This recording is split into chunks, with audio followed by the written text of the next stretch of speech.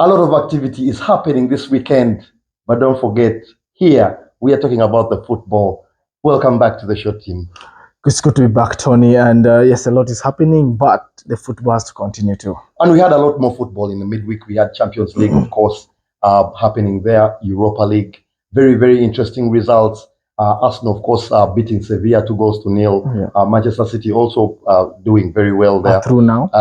They're the first among the first teams to go through. Yeah. But also we saw a very interesting result for Manchester United away to Copenhagen, losing that game 4-3. Your thoughts? Yeah, losing that game for Man United means that they are unlikely to go through. I don't think they will get 6 points away to Galatasaray and hosting Bayern at Old Trafford. I don't think so.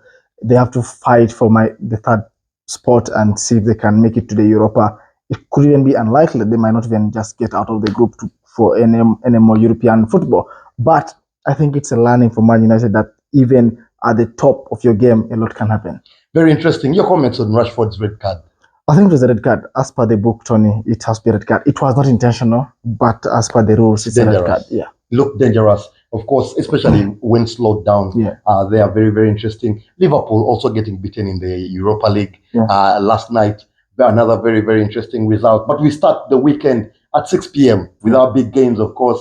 We'll be having Arsenal taking on Burnley. 4th against 19th. Yeah.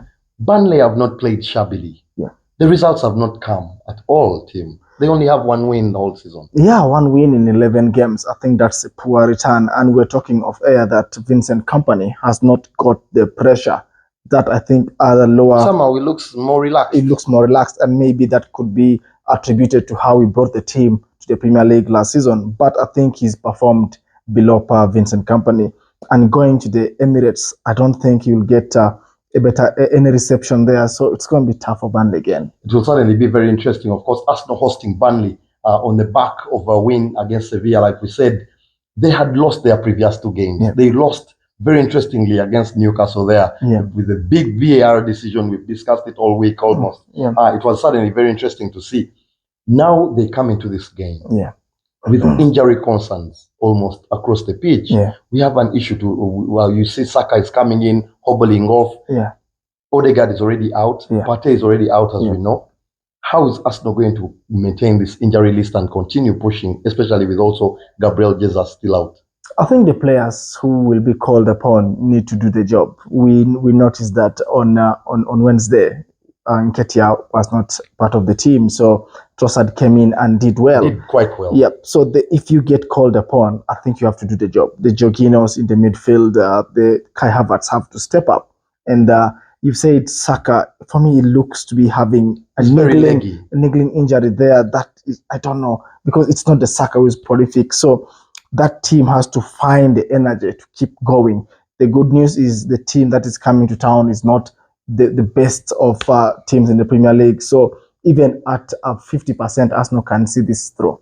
It will certainly be very, very interesting. Arsenal, of course, with Mikel Arteta, come into this particular game on 24 points in 4th place. They are still 3 points behind Manchester City, which is, they cannot allow any further slippage, because as we know, Manchester City can easily string together a run of like 10 games. So Mikel Arteta will really be wary about this game. It's a game where they can get all 3 points. The goal difference also needs to start showing up. Of course, Liverpool are in 3rd, same goal difference, but now you can see that you need to start scoring more goals. So it's a game where Mikel Arteta really needs to get some goals. And of course, you've talked about Trossard playing in the false nine.